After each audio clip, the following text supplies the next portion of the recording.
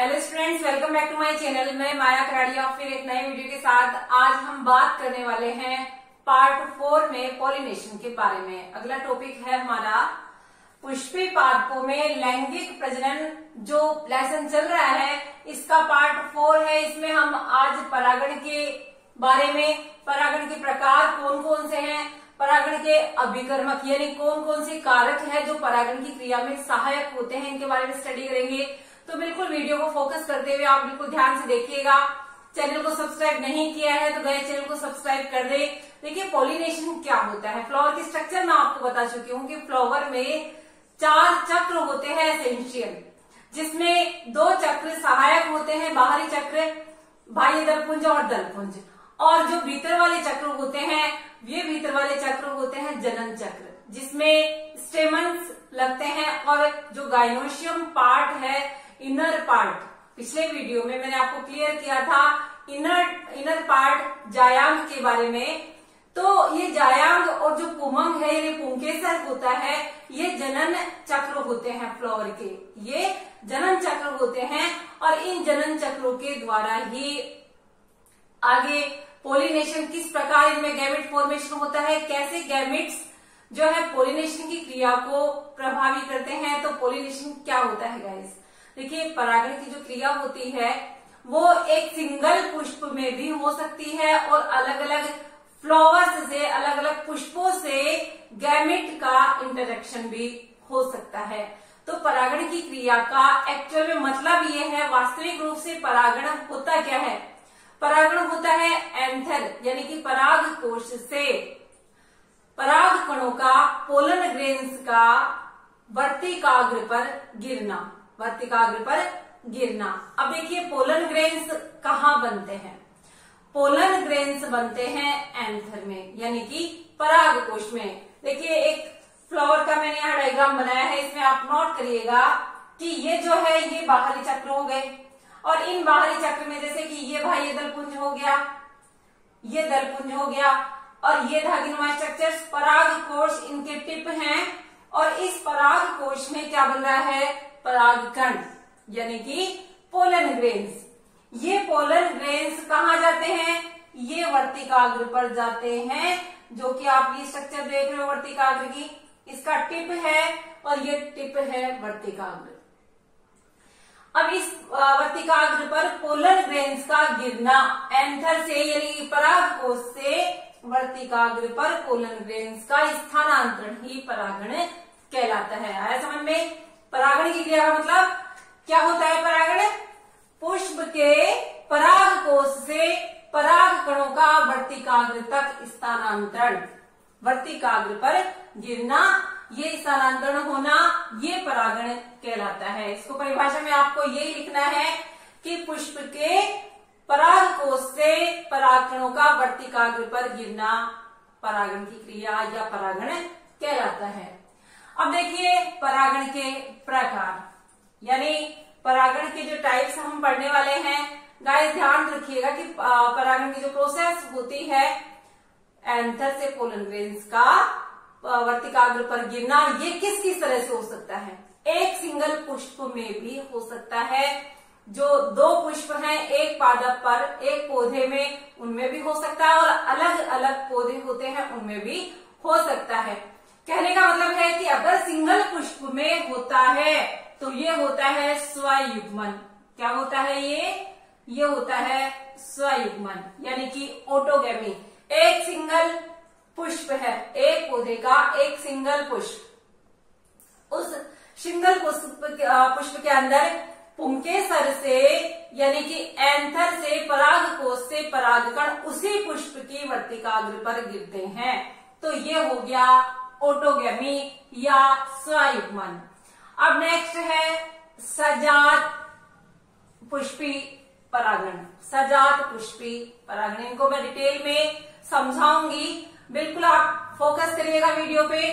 सजात पुष्पी परागण में क्या होता है कि पौधा तो होता है एक ही, लेकिन एक पौधे में 2 अलग अलग पुष्प से, एक के स्टेमन से परागकोश से परागकण निकल करके दूसरे पुष्प के वर्तिकाग्र पर गिरते हैं। अब इसमें क्या होता है, माध्यम की आवश्यकता होती है। क्या होता है, माध्यम की आवश्यकता होती है और उस माध्यम के द्वारा एक पुष्प के पोलन ग्रेन्स दूसरे पुष्प की वर्तिकाग्र पर गिरते हैं। यह होता है सजात पुष्पी परागण। देन पर निषेचन। देखिए पर निषेचन का मतलब होता है कि एक जो है पौधा जिसके अंदर परागकण बन रहे हैं दूसरे पौधे के जो वर्तिकाग्र है, जायांग भाग है, और उसमें वर्तिकाग्र जो है उसके ऊपर गिरते हैं, तो ये होता है पर निषेचन, यानी कि पूरी तरह से पौधे अलग अलग होते हैं। तो ये है परागण के प्रकार, इनको और अच्छे से डिटेल में पढ़ने वाले हैं। परागण के अभिकर्मक कौन से होते हैं या कारक कौन से होते हैं। तो गाइस इसमें बायोटिक और अबायोटिक कंपोनेंट्स होते हैं, यानी कि अजीवीय और जीवीय कारक हो सकते हैं। अजीवीय कारक अबायोटिक कंपोनेंट्स कौन से होते हैं, अबायोटिक कंपोनेंट्स होते हैं जैसे कि हवा के द्वारा पोलन ग्रेन्स का वर्तिकाग्र तक पहुंचना, ये होती है क्रिया जिसमें कि अबायोटिक कंपोनेंट्स काम आ रहे हैं। ऐसे ही जल के द्वारा, यानी जल के अंदर छोड़ दिए जाते हैं स्टेमन्स, जल के अंदर जो है पोलन ग्रेन्स, काफी सारे गैमेट्स, मेल गैमेट्स छोड़ दिए जाते हैं और वो वर्तिकाग्र तक पहुंचते हैं। तो ये तरीका होता है अबायोटिक कंपोनेंट्स के द्वारा। लेकिन यही चीज यदि बायोटिक कंपोनेंट्स के द्वारा, जैसे कि बर्रे होते हैं, तितली होती है, मधुमक्खी होती है, कई प्राणी ऐसे होते हैं, जंतु होते हैं जिनके चिपक करके ये पोलन ग्रेन्स वर्तिकाग्र तक पहुंचते हैं, तो वो होता है बायोटिक कंपोनेंट्स या जीवीय कारक के द्वारा परागण। अब देखिए स्वयुग्मन होता क्या है, वापस हम बात कर रहे हैं, ये मैंने आपको मोटी बातें बताई है। अब देखिए ऑटोगेमी या स्वयुग्मन किसे कहेंगे, क्लियर है। स्वयुग्मन ऑटोगेमी एक ही पुष्प में पराग कोश से वर्तिकाग्र तक परागकणों का स्थानांतरण। ध्यान रखिएगा, इस पुष्प एक ही है, एक ही पुष्प में क्रिया हो रही है। अनावृत पुष्पों में यह दुर्लभ कंडीशन होती है। अब क्या होता है अनावृत पुष्प, यानी कि जो खुले हुए पुष्प हैं, अब खुले हुए पुष्प है तो उसके स्टेमन से यानी पराग कोश से परागकण फ्री हो जाएंगे और वो वर्तिकाग्र तक पहुंचेंगे। ये इतना आसान नहीं है, इसलिए ये कहा जाता है कि अनावृत पुष्पों में ये दुर्लभ कंडीशन हो जाती है ऑटोगेमी, क्योंकि एक ही पुष्प है, उसी के पोलन ग्रेन्स होने चाहिए और उसी की वर्तिकाग्र होनी चाहिए, तब होगी ऑटोगेमी। पराग कोश व वर्तिकाग्र एक दूसरे के पास अवस्थित होने चाहिए, यानी कि जो फ्लावर है उसकी जो स्ट्रक्चर बनी हुई है वो किस तरह से है कि पराग कोश से बनने वाले परागकण और वर्तिकाग्र वाला भाग दोनों एक दूसरे के पास जो है लगे हुए होने चाहिए। पुष्प की स्ट्रक्चर जो आप पुष्प खोल के देखोगे तो दोनों की स्ट्रक्चर बिल्कुल पास पास होनी चाहिए, तो ये जो है ऑटोगेमी आसान हो जाएगी। देन समकालिकता, समकालिकता का मतलब होता है कि जैसे ही फ्लावर बनता है, जैसे ही पौधा परिपक्व होता है, उसके अंदर जो जायांग है यानी पुंकेसर वाला भाग है और स्त्री केसर वाला भाग परिपक्व होता है, तो उनके बनने का जो समय है वो समान होना चाहिए, समकालिकता होनी चाहिए, तब ही ऑटोगेमी संभव हो सकती है। यानी कि पोलन ग्रेन्स जैसे ही परिपक्व होंगे, पोलन ग्रेन्स निकलेंगे, उसके बाद वर्तिकाग्र भी रिसेप्टिव कंडीशन में होने चाहिए, तभी जाकर के पोलन ग्रेन्स उस वर्तिकाग्र तक जो है पहुंच पाएंगे। सेम पीरियड होना चाहिए। गाइस कुछ पौधे ऐसे होते हैं जैसे वायोला ऑक्जेलिस कोमेलाइना, वायोला ऑक्जेलिस कोमेलाइना, इनमें उन्मील परागणी पुष्प, दो टाइप के पुष्प देखने को मिलेंगे, उन्मील और अउन्मील परागणी पुष्प। उन्मील परागणी पुष्प कौन से होते हैं, ओपन फ्लावर होते हैं, यानी स्टेमन्स भी फ्री और वर्तिकाग्र भी फ्री, ये होते हैं खुले हुए पुष्प। तो ये होते हैं उन्मील परागणी पुष्प।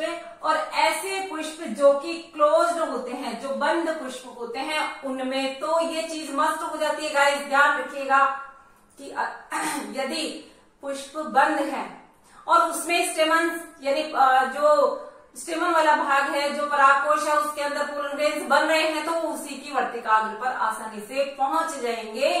तो जो अउन्मील परागणी पुष्प है, बंद पुष्प है, उनमें स्वयुग्मन आसान होता है, उसमें स्वयुग्मन यानी ऑटोगैमी यानी कि सेल्फ पोलिनेशन आसान होता है। बात समझ में आ रही है? स्वयुग्मन क्यों आसान होता है? क्योंकि फ्लावर बंद है, उसके स्टेमन्स भी उसी में, और गाइनोशियम के अंदर जो बनने वाली वर्तिकाग्र है वो भी उसी में, कार्पल रीजन भी फ्री और परागकोश से बनने वाले पोलन ग्रेन्स भी फ्री, इसीलिए मस्ट हो जाता है क्योंकि बंद फ्लावर होता है। तो इनमें स्वयुग्मन आसान होता है। बात समझ में आ रही है? ऑटोगैमी के बारे में हमने इसमें डिटेल में पढ़ा, आप इसको नोट डाउन कर लीजिए ताकि मैं आगे ऑटोगैमी से आगे सजात पुष्पी परागण क्या होता है वो बताते।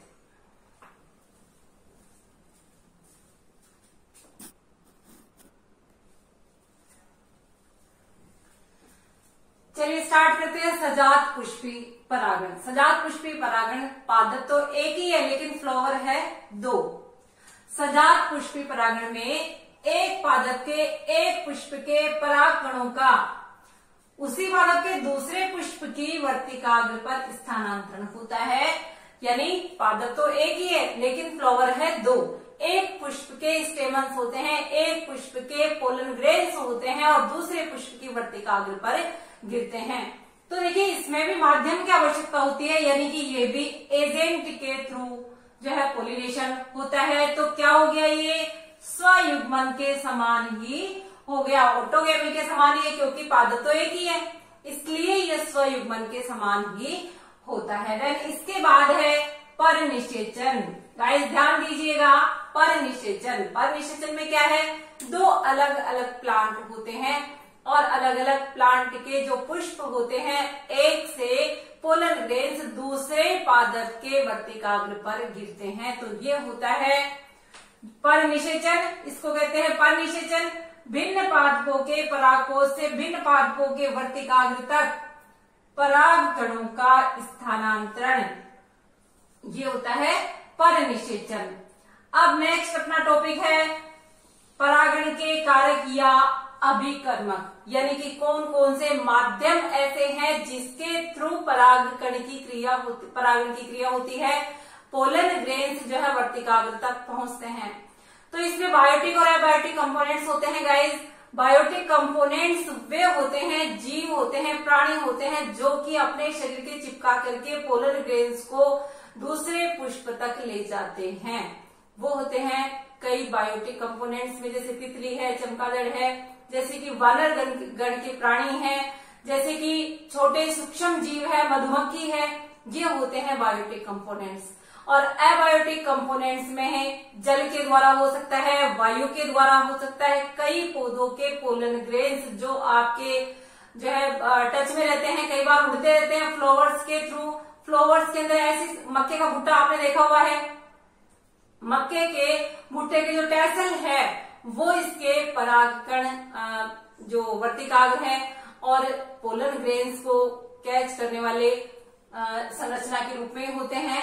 परागण के यह विकर्मक अजीवीय और जीवीय दोनों प्रकार के, जिसमें अजीवीय है वायु और जल और जीवीय है तितली, मधुमक्खी, चमगादड़ और वानर गण के प्राणी। तो आप इसको नोट कर लीजिए ताकि मैं जस्ट आगे इसके परागण के विकर्मक पर डिटेल से चर्चा करने वाले हैं, आप इसको नोट कर लीजिए गाइस।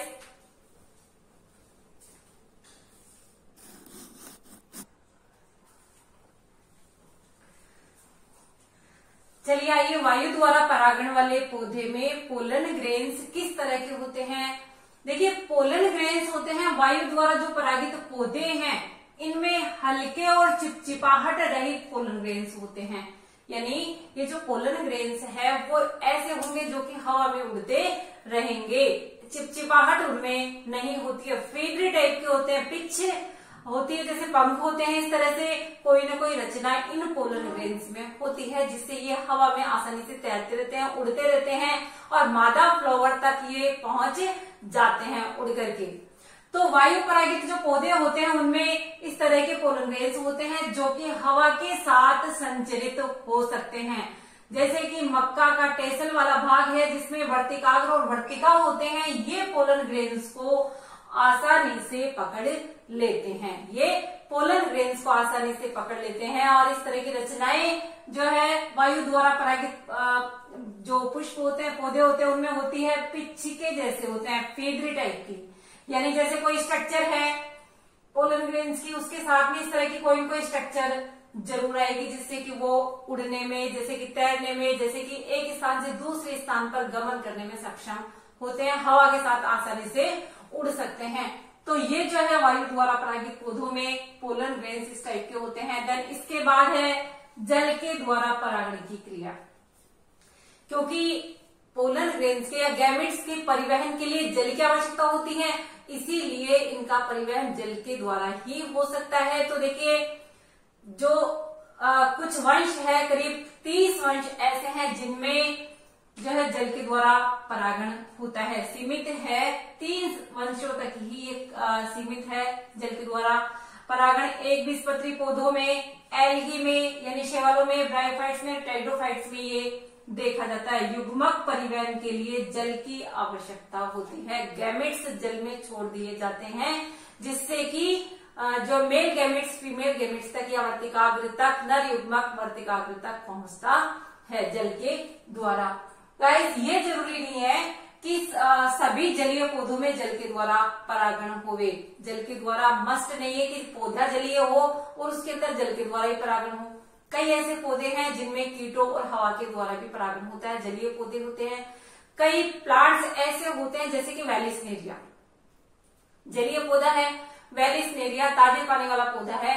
ये वेलिस्नेरिया, इसका जो मादा युग्मक है या जिसको कहते हैं मादा पुष्प है, ये जल की सतह पर आ जाता है और जल की सतह पर आने के बाद इसके जो मेल गैमेट्स है वो पानी में छोड़ दिए जाते हैं और वहीं इसका पॉलिनेशन होता है। इसी तरह से हाइड्रिला है, जो है ताजे पानी का पौधा होता है। जोस्टेरा है, जो कि समुद्री पानी का पौधा है।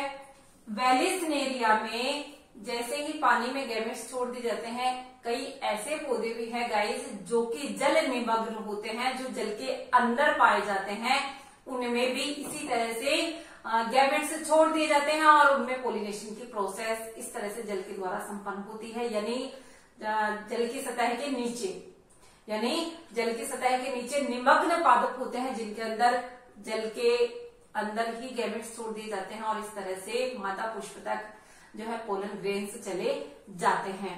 तो ये हुआ जल के द्वारा परागण का प्रोसेस, जिसमें जल एक माध्यम का कार्य कर रहा है। तो आप इसको नोट डाउन कर लीजिए ताकि नेक्स्ट में आपको और परागण विक्रमक बताऊं।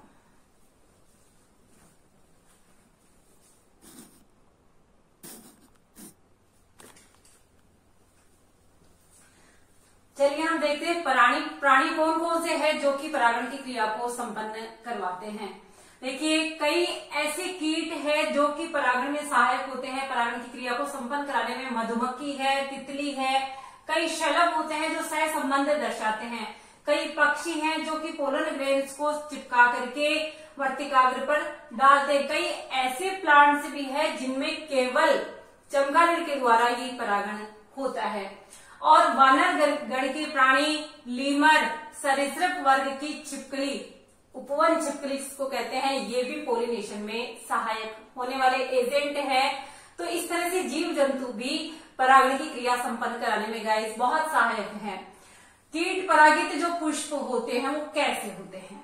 यदि कीटों के द्वारा पोलिनेशन की प्रोसेस संपन्न हो रही है तो ये जो है कैसे होते हैं? ये पुष्प होते हैं मकरंद से भरपूर, सुंदर पुष्प होते हैं, रंगीन पुष्प होते हैं, जिनके पास कीट जो है आकर्षित होता हुआ चला आता है।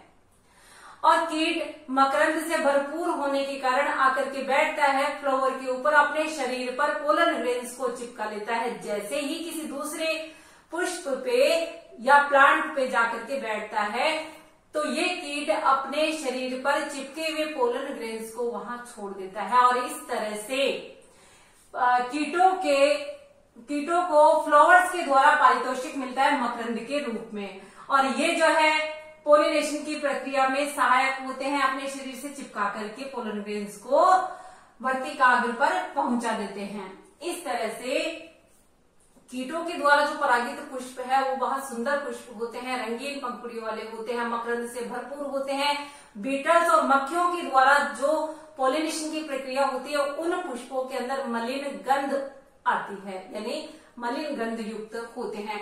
गाइस एक बात का ध्यान रखिए कि शलभ जो होता है, शलभ जो होते हैं ये जो है किसी भी प्लांट की ओवरी में, किसी प्लांट की, कौन से प्लांट की, युक्का प्लांट की, युक्का पादप है, इसकी ओवरी के कोष्टक में अंडे देता है और यह पुष्प को, युक्का पादप को परागित करता है। जैसे ही परागण की क्रिया संपन्न होगी, जैसे ही ये जो है ओवरी से बाहर आएगा, शलभ जो है विकसित होकर के बाहर निकलता है, अंडे जो है बाहर निकलते हैं। कंप्लीट प्रोसेस होने के बाद जीव के रूप में इधर से पादप में बीज बन जाता है। तो ये जो है युक्का पादप शलभ के द्वारा परागित पादप है, जिसमें कि अंडे जो है कोष्टक में दिए जाते हैं, ओवरी के कोष्टक में, और परागण की क्रिया संपन्न होगी। इस पादप में तो बनेगा बीज और यहाँ अंडे से जो है शलभ जो है बन जाएंगे। इस तरह से कीटों के द्वारा परागण की क्रिया संपन्न होती है। गाइस पोलन पिस्टिल इंटरेक्शन क्या है, जस्ट आगे मैं आपको बताने वाली हूँ, आप नोट डाउन कर लीजिए इसको।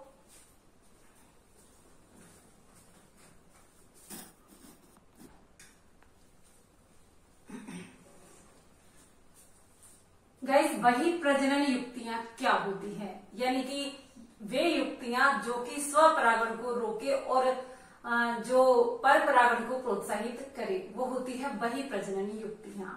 ध्यान रखिएगा स्वपरागण की प्रक्रिया हो सकती है जो उभयलिंगी पादप होते हैं, क्योंकि उसमें मेल भाग और फीमेल भाग दोनों मौजूद है। स्टेमन्स यानी पुंकेसर में पराग कण बन भी रहे हैं और जायांग भाग भी है, तो उनमें स्वपरागण हो सकता है। लेकिन ये युक्तियां क्या करती है कि अगर जो है हमें पर परागण करवाना है तो ऐसे साधन विकसित हो गए जो कि पर परागण को प्रोत्साहित करते हैं। उसमें जो स्टेमन वाला भाग है उसको हटा दिया जाता है और उस पर इच्छित पोलन ग्रेन्स डाले जा सकते हैं। लेकिन कई पौधों में ऑटोमेटिक ऐसा होता है कि उनमें स्वपरागण आसानी से होता ही नहीं है। कई कारण है इसके, जैसे कि समकाल पक्वता नहीं होना। यदि पुष्प के मेल और फीमेल पार्ट समान टाइम पे, सेम टाइम पे परिपक्व नहीं होते हैं तो उनमें स्वपरागण नहीं हो सकता, उनमें पर परागण ही होगा। कई बार पौधे के जो फीमेल पार्ट है, वर्तिकाग्र है, वो पहले पक जाती है, पहले रिसेप्टिव हो जाती है, पहले डेवलपमेंट हो जाता है, तो वो पोलन ग्रेन्स को कैच नहीं कर पाती है, पोलन ग्रेन्स को ग्रहण नहीं कर सकती, तो पहले ग्राही बन जाना वर्तिकाग्र का, तो इसमें पर परागण ही होगा। यदि पुष्प भिन्न स्थानों पर है तो निश्चित रूप से उनमें सेल्फ पोलिनेशन नहीं हो सकता, वहां पर भी पर परागण ही होगा। कई बार गाइस कई पौधों में ये देखा गया है, वैज्ञानिकों ने अध्ययन किया है कि जो पराग नलिका है यानी पोलन ग्रेन्स वर्तिकाग्र पर गिरता है, लेकिन पराग नलिका की वृद्धि रुक जाती है, यानी स्व असामंजस्य होना, पराग नलिका की वृद्धि रुक जाती है। इसी तरह से कई पौधे ऐसे होते हैं जिसमें एक लिंगी पुष्प का उत्पादन हो रहा है, तो निश्चित रूप से उनमें पर परागण ही होगा और पर परागण के द्वारा ही उनमें पोलिनेशन होगा। पपीता जो है पादप होता है जिसमें नर और मादा पुष्प भिन्न स्थानों पर लगते हैं, तो उनमें भी सेल्फ पोलिनेशन नहीं हो सकता। तो ये वही प्रजनन युक्तियां हैं जिनमें कि स्वपरागण नहीं होकर के पर परागण ही होता है, जो है प्रोत्साहित भी किया जाता है इसमें कि पर परागण के लिए पौधे के स्टेमन्स को, पोलन ग्रेन्स को पहले हटा दिया जाता है और इच्छित पोलन ग्रेन्स पादप के ऊपर डाले, वर्तिकाग्र पर डाले जाते हैं। इस तरह से भी पोलन ग्रेन्स को संरक्षित करके इच्छित प्लांट्स की वेराइटीज बनाई जाती है। तो गाइस अब ये आपने देखा वही प्रजनन युक्तियां कौन सी है जो कि स्वपरागण को रोक पर परागण को प्रोत्साहित करती है। इसके बाद मैं पढ़ाने वाली हूँ आपको पोलन पिस्टिल इंटरेक्शन क्या है, पराग स्त्री केसर जो संकर्षण है वो क्या है। देखिए पर्टिकुलर वर्तिकाग्र पर्टिकुलर पोलन ग्रेन्स को ही जर्मिनेट होने देती है और कैच करती है, इनमें एक रासायनिक संबंध भी होता है, ये होता है पोलन पिस्टिल इंटरेक्शन। तो गाइस इसको नोट डाउन कर लीजिए ताकि पोलन पिस्टिल इंटरेक्शन मैं आपको समझाती हूँ।